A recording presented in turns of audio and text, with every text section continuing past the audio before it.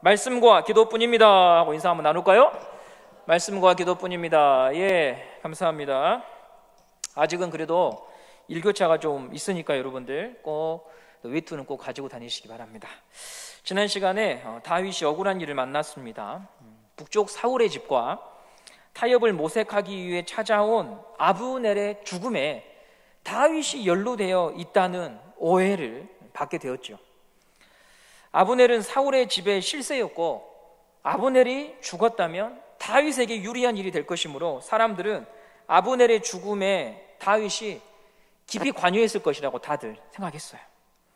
사람들은요, 우리가 보면 객관적인 사실을 쫓아가기보다는 정황상 그랬을 것이다, 이런 곳으로 인생의 길을 많이 갑니다. 아브넬이 누구의 손에 의해서 죽었는지 목격하지 않았지만 다윗이 죽였겠지라고 생각을 했고, 이것은 생각이 아니라 사실로 둔갑이 됐습니다. 소문과 의혹이 사실이 되어서 이스라엘 전역에 퍼졌어요. 다윗은 참으로 억울한 일을 만난 거예요. 그런데 이런 날을 통해서 우리가 한 가지 지난 시간에 돌아보았던 것은, 이렇게 억울한 일을 경험할 때 내가 그런 주체가 되었을 때 유익도 있더라. 억울한 일을 당하면 사람은 자기를 돌아볼 기회를 갖게 되는 거죠. 억울한 시간을 통해서 지나온 시간들을 돌아보게 되는 거예요. 내가 복 있는 사람의 길을 걸었던가? 아니면 주어진 대로 살아갔던가? 사명을 쫓아 살아갔던가? 아니면 생존에 급급했는가? 사람을 쫓아 여기까지 왔는가? 주를 위해 여기까지 왔는가를 살펴볼 수 있는 거예요. 우리가 예수의 영이 있다면은요, 억울한 일을 통해서 예수 외에 소망이 없다고 하는 믿음을 다시 재발견할 수 있는 기회가 될 것입니다. 믿음을 새롭게 하는 시간이 될 수 있다고 하는 것이죠. 반대로 예수의 영에 사로잡히지 않는 사람들은 억울한 일을 만나면 어떤 반응을 보일까요? 억울한 일을 참을 수 없겠죠. 그리고 참지 못하기 때문에 그 억울함을 갚을 날을 모색하며 항상 시간을 보냅니다. 대표적인 사람이 요압이에요. 다윗의 군대 장관 요압. 다윗의 군대 장관 요압은 아브넬을 살해한 사람이었어요. 아브넬을 죽인 이유는 자기 동생이 전투 중에 죽었기 때문에 그것을 보복할 날을 기다렸고 복수의 날을 꿈꿨고 가슴에 칼을 품고 살았습니다. 여기서 우리는 생각해야 됩니다. 예수를 믿는다고 하는 것은 무엇일까? 저는 이렇게 표현하고 싶습니다. 예수를 믿는다고 하는 것은 가슴에 예수를 품고 사는 사람이에요. 칼을 품고 사는 사람이 아니죠. 예수로 내가 가득 채워지기를 열망하는 사람. 이것을 매일 반복하고 연습하고 추구하는 사람. 단지 그럴듯한 말이 아니라 말씀과 기도를 통해 예수를 품고 사는 것을 나의 이야기로 표현하는 사람. 그 사람이 바로 예수의 사람이라고 하는 것이죠. 단번에 되지 않을 거예요. 단번에 되지 않고요, 우리가 늘 주일에 계속 우리가 듣고 있는 말씀처럼 날마다 죽고 날마다 예수로 다시 살지 않는 한은 가슴에 있는 칼을요 버리기 힘들어요. 오늘 여러분, 우리 품에 칼이 아니라 예수를 품고 살아가는 시간이 되기를 간절히 소망합니다. 오늘 사무엘서 말씀을 통해서 예수를 품고 살아가는 사람이 또 어떤 사람인가를 좀 더 깊이 아는 은혜가 있기를 저와 여러분이 정말 간절히 소망해요. 다윗은 아브넬의 장례를 성대하게 치렀어요. 깊은 애도를 표했고요. 그리고 이렇게 애통해하는 다윗의 모습을 보면서요, 사람들은 다윗의 진심을 보기 시작합니다. 아브넬의 죽음에 다윗이 연관되어 있다고 하는 추측이 잘못됐구나. 우리 사무엘하 3장 36절 37절 말씀을 보도록 하겠습니다. 사무엘하 3장 36절 37절입니다. 시작. 온 백성이 보고 기뻐하며 왕이 무슨 일을 하든지 무리가 다 기뻐하므로 이날에야 온 백성과 온 이스라엘이 넬의 아들 아브넬을 죽인 것이 왕이 한 것이 아닌 줄을 아니라. 아멘. 시간 속에서 하나님은 다윗의 억울함을요 밝혀주십니다. 하나님이 밝혀주셔야 진짜예요. 하나님 밝혀주셔야. 하나님은 시간 속에서 다윗의 억울함을요 벗겨가고 계셔요. 요압은 참 나빠요. 입을 굳게 다물고 자신이 한 일이라고 하는 것을 자백하지 끝까지 않습니다. 그러나 하나님은 다윗을 수렁에서 건져내 주십니다. 저는 이 상황을 보면서 어제 이런 시편의 구절이 떠올랐어요. 시편 40편 1절과 2절 말씀을 보도록 하겠습니다. 시편 40편 1절 2절입니다. 시작. 내가 여호와를 기다리고 기다렸더니 귀를 기울이사 부르짖음을 들으셨도다. 나를 기가 막힐 웅덩이와 수렁에서 끌어올리시고 내 발을 반석 위에 두사 내 걸음을 견고하게 하셨도다. 아멘. 기가 막힐 웅덩이와 수렁에 다윗이 빠졌어요. 희망이 없어요. 다윗이 이때 어떻게 합니까? 내가 여호와를 기다리고 기다립니다. 하나님을 기다려요. 하나님의 개입을 기다려요. 여기서 이 기다림은 그냥 무작정 막연하게 누군가 오는 것을 기다리는 게 아니고요, 학교를 마치고 집에 가려는데 장대비가 내리는 거예요. 집에 갈 수가 없어요. 꼬마 아이는 집에 갈 수가 없이 기다리고 있는데 우리 아버지가, 우리 어머니가 나를 꼭 데리러 오신다. 아버지는 이런 상황에 있는 나를 가만히 두지 않으신다. 그렇게 확신하며 믿는 기다림, 그 기다림을 말하는 거예요. 다윗은 하나님이 살아계시고 신실하니 이 수렁에서 건져내 주실 것을 믿었던 거예요. 이 깊은 웅덩이에서 들어올려 주실 것을 믿었던 거예요. 우리는 바로 이 하나님을 믿고 사는 사람입니다. 이렇게 억울한 상황에서 건짐을 받고 다윗이 이스라엘 왕으로 한 걸음씩 가까이 다가설 때, 그럼 사울의 집은 어떤 일이 벌어지고 있는가? 그것이 오늘 사무엘하 4장의 이야기입니다. 사무엘하 4장 1절 말씀을 보도록 하겠습니다. 사무엘하 4장 1절입니다. 시작. 사울의 아들 이스보셋은 아브넬이 헤브론에서 죽었다 함을 듣고 손에 맥이 풀렸고 온 이스라엘이 놀라니라. 이스보셋이 아브넬이 죽었다는 소식을 들었어요. 그런데 환호하지를 않네요. 이스보셋의 입장에서는 실질적인 권력을 가진 이 아브넬이 죽었기 때문에 사울의 집을 독점할 수 있을 것 같은데 기뻐하지 않아요. 왜 그랬을까요? 사울의 집은 아브넬이라고 하는 기초 위에 집이 세워졌어요. 이스보셋이 왕이 될 수 있었던 이유는 아브넬의 기초 위에서 그 집이 세워진 거예요. 그러므로 기초가 무너졌기 때문에 그의 집도 허물어질 수밖에 없는 것이죠. 그래서 손에 맥이 풀린 거예요. 다윗의 집이 하나님이 주신 약속을 바탕으로 세워졌다면 사울의 집은 사람을 기초로 세워졌어요. 그러니 곧 허물어질 수밖에 없어요. 왜냐하면 사람은 갈대거든요. 사람은 연약하거든요. 사람은 이리저리 흔들리는 인생입니다. 사역을 할 때도 사람을 기초로 사역하다가 깊은 수렁에 빠질 때가 있어요. 기대를 하고 아끼고 믿음을 가졌던 학생이 신앙에서 돌아서는 일들을 볼 때, 야, 너는 참 다르구나, 너는 참 본이 될 만한 사람이야 라고 여겼는데 믿음에서 돌아서는 것을 볼 때, 그때 우리가 여러분 이런 표현을 쓰지요. 억장이 무너진다. 이런 일을 빈번하게 만나는 거예요. 그럴 때 그 친구를 향한, 그 사람을 향해 서운함과 원망함을 갖기보다는 하나님의 나에게 가르쳐 주시고자 하는 것이 무엇이냐면, 손웅아, 너는 무엇을 기초로 하나님의 집을 세워가는가 교훈하시는 거예요. 사람을 기초로 이 사역을 세워가지 말고 하나님을 기초로, 하나님의 은혜를 기초로 살아가야 함을 하나님이 우리에게 가르쳐 주시고자 그렇게 믿었던 사람이, 신뢰했던 사람이 때로는 우리의 가슴에 비수처럼 꽂히는 일들이 있는 것이죠. 그러므로 여러분, 그런 날들을 만난다면 상처만 남기지 말고 하나님께로 다시 돌아가는 기회가 되기를 바랍니다. 하나님께로 다시 돌아가는 기회가 되기를 바라요. 그런데 여러분, 이스보셋은 어떻게 했을까요? 그는요, 무감각한 사람이었어요. 하나님에 대해서 무감각했어요. 인생의 위기가 찾아왔는데 태평해요. 결국 죽음을 맞이하게 됩니다. 저는 이 모습을 보면서 사람에게 위기란 위험한 상황이 위기가 아니라 위기가 왔음에도 하나님을 찾지 않는 것이 진짜 위기예요. 다시 말씀드릴게요. 위기는 위험한 상황이 위기가 아니라 우리 모두에게 하나님께서 위험한 상황을 통하여 신호를 보내시는데 그럼에도 불구하고 하나님을 찾지 않는 것이 진짜 위기라고 하는 것입니다. 이스보셋은 손에 맥이 풀리는 일을 만났음에도 하나님을 찾지 않습니다.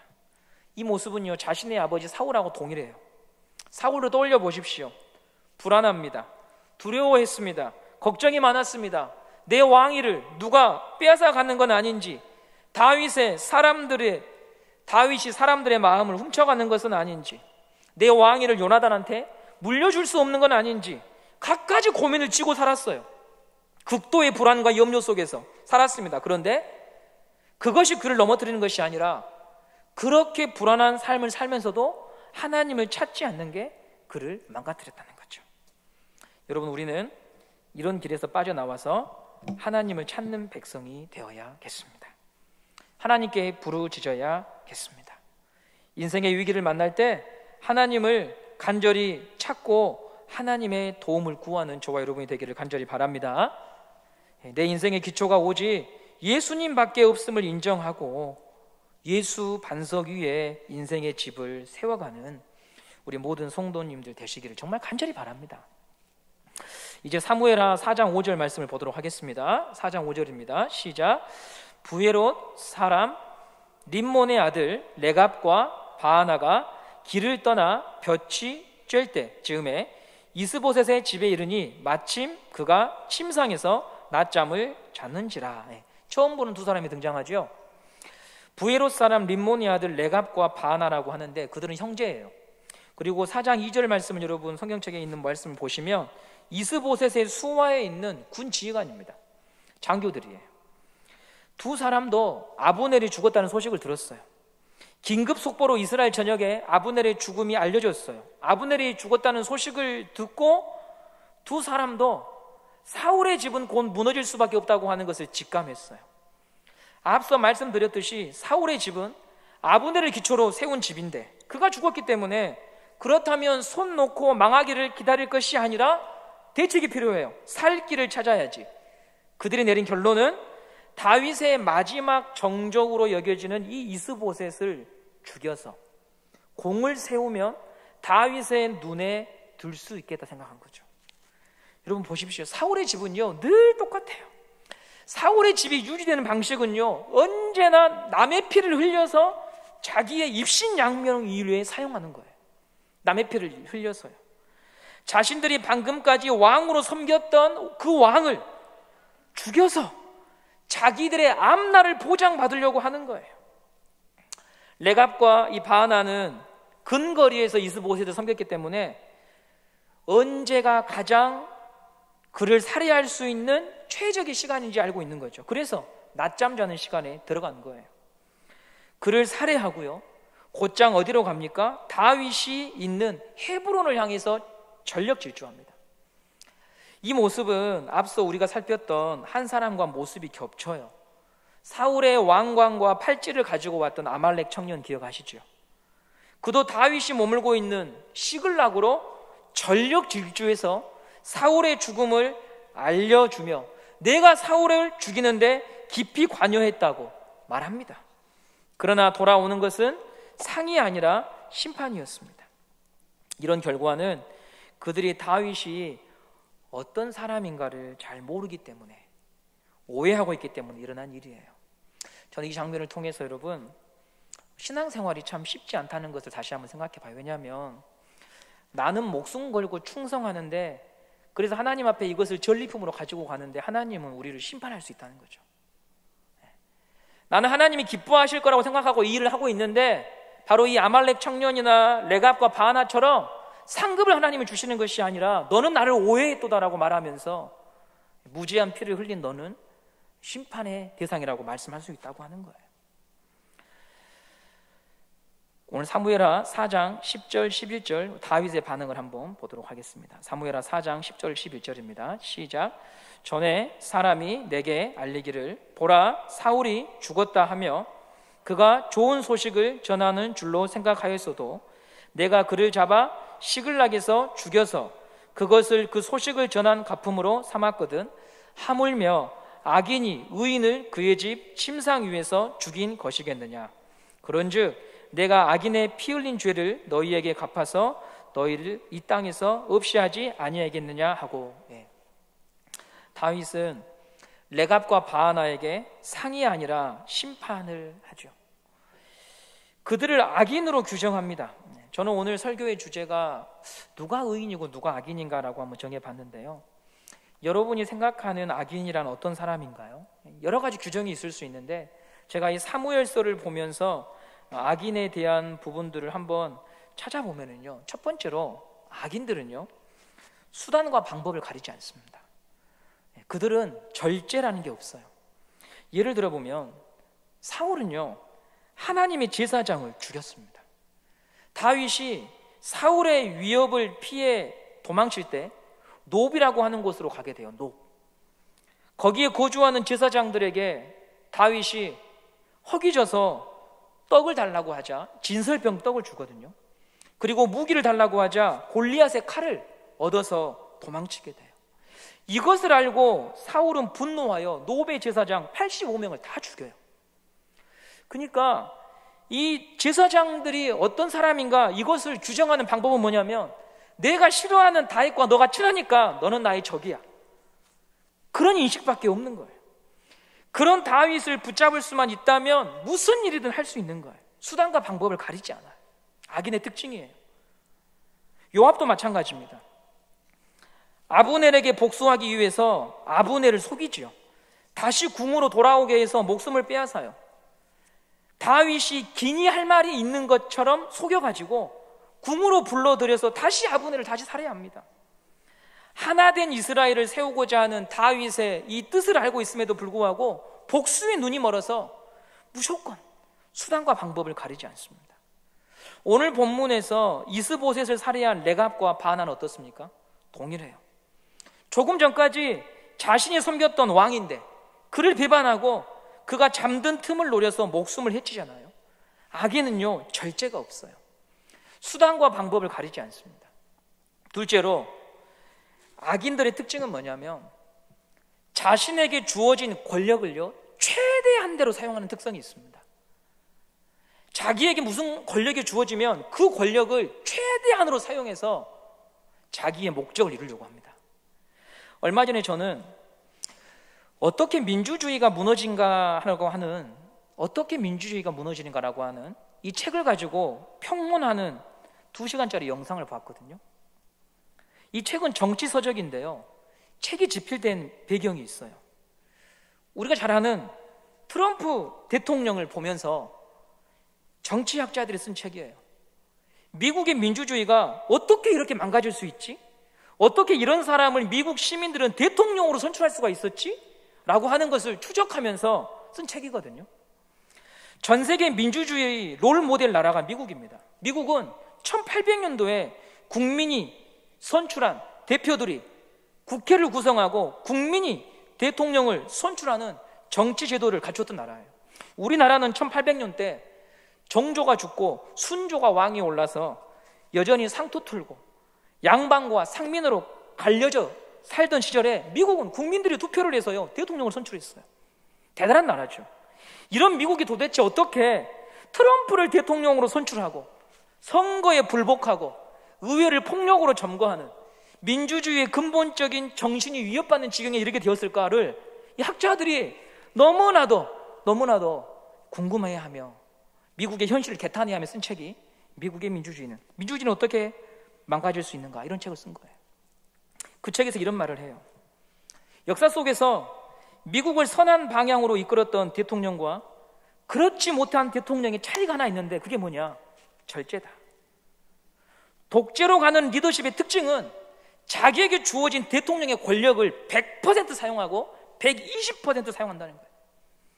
법을 고치고 어떻게든 수정해서라도 120, 140까지 그 권력을 활용해서 정적을 제거하고 자기를 공고히 하는 거예요.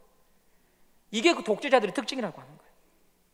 반면에 미국 민주주의의 수준을 끌어올린 지도자들은 앞서 말씀드렸듯이요 절제한다는 거죠. 주어진 권력을 다 사용하지 않고 참더라. 그러면서 예를 누굴 들냐면 미국의 초대 대통령인 조지 워싱턴에 관한 이야기를 하더라고요. 미국은 우리나라와 다르게 대통령이 재선이 가능합니다. 한 번 더 할 수 있어요. 이 전통을 세운 사람이 미국의 초대 대통령 조지 워싱턴인데요. 당시 미국은 대통령이 재선을 몇 번까지 할 수 있는가에 대한 법 규정이 없었습니다. 그러므로 마음만 먹으면 지금 러시아 푸틴처럼요 계속 할 수 있는 상황인데, 조지 워싱턴은 재선을 한 번 하고 퇴임을 결정합니다. 퇴임의 변이 무엇이었는가? 내가 한 번 더 하면 대통령이 아니라 왕이 된다. 그래서 내려온다. 이렇게 말을 하는 거예요. 그는 권력의 속성을 잘 알고 있었어요. 권력의 미덕은요 절제한다는 거죠. 조지 워싱턴의 이 퇴임이 전통이 되어서 미국 대통령들은 재선까지만 도전하고 이것을 헌법으로 명문화시켜 놓았습니다. 악인들은요 절제하지 않아요. 수단과 방법을 가리지 않아요. 권력을 최대한대로 사용해서 자기 목적을 달성하려고 합니다. 그런데 성경에 기록된 의인들을 보십시오. 우리가 계속해서 살펴보고 있는 다윗을 보십시오. 자기에게 주어진 권력과 기회를 사용하지 않고 절제하죠. 사울의 목을 벨 수 있는 기회가 2번이나 주어졌고 정당성이 확보되었지만 자신을 대신해서 사울의 목을 베겠다고, 친히 자기가 죽이겠다고 나서는 사람이 있었지만 만류시켜서 절제시킵니다. 누구보다 우리 예수님께서는 절제를 통해 하나님 나라를 이 땅에 이루셨어요. 하나님과 본질상 동등하지만 자신을 낮추셔서 절제하셔서 인간으로 오셨어요. 광야에서 사단에게 시험을 받으실 때 그 시험을 간단하게 통과하실 수 있음에도 신적인 권능을 사용하지 않으셨어요. 여러분, 우리에게 저 돌을 명하여 떡이 되게 하라고 하면 우리한테 시험이 아니에요. 왜냐하면 우리는 못하니까. 우린 시험이 아니라고요. 그러나 예수님에겐 시험이죠. 왜지요? 가능하거든요. 가능한 거예요. 그분한테는 성전에서 뛰어내리는 것이든 무엇이든 가능하지만 주님은 그것을, 그 신적인 권능을 사용하지 아니하시고 절제하심으로 십자가의 길로 가셨다고 하는 것입니다. 생명과 사랑은 누군가의 절제와 헌신을 통해서만 피어납니다. 가정이 행복하기 위해서는 가족 구성원 누군가가 절제하고 있기 때문에 가정이 유지되는 거죠. 만일 아버지가 아버지의 권리를 주장하고 어머니가 어머니의 권리를 주장하고 자식이 자식의 권리를 주장하면 가족은 더 이상 가족이 아닙니다. 서로를 피하는, 상처를 주는 공간이 될 것입니다. 우리가 살아가는 공간에 하나님 나라의 맛이나 색이 없다면 내가 절제하고 있는가를 고민해야겠죠. 내 권리와 기회를 절제하고 있는가? 가정의 최신형 가전제품이나 침구류를 들어놓는다고 집이 가정이 되지는 않아요. 아버지로서, 어머니로서 자녀로서의 권리를 행사하기보다 절제하는 희생과 헌신이 있을 때 바로 거기에 가정의 맛이 회복될 것입니다. 오늘 우리는 여러 가지 할 말들도 있고 또 여러 가지 선택의 경우의 수도 있고 많은 권리가 있습니다. 그러나 그것을 다 말하고 다 선택하고 다 부리는 사람 곁에서 하나님 나라를 찾을 수는 없습니다. 그것이 절제되어질 때 하나님의 나라가 그곳에서 보여지기 시작할 것입니다. 마지막으로 결론으로 여러분에게 이렇게 말씀을 나누고 싶습니다. 의인은 특별한 사람이 아닙니다. 사무엘서에서 보여주는 의인이라 하나님을 생각하며 자기를 절제할 수 있는 사람입니다. 하나님의 때를 기다리며 참는 사람입니다. 하나님의 방법이 돌아가는 듯 보여도 인내하며 기다리는 사람입니다. 이런 삶을 하나님께서 인정하시고 결국 손들어 주실 것입니다. 하나님의 자녀는 하나님을 신뢰하기에 절제하며 기다리는 자입니다. 저와 여러분이 예수 그리스도의 본을 쫓아서 할 수 있음에도, 말할 수 있음에도, 택할 수 있음에도 그러한 권리와 선택들을 내려놓을 때 거기에서 예수의 모습이 보여줄 수 있다고 하는 사실을 기억하며 여러분에게 주어진 삶들을 성실하게 살아내는 우리 모두가 되기를 간절히 소망합니다.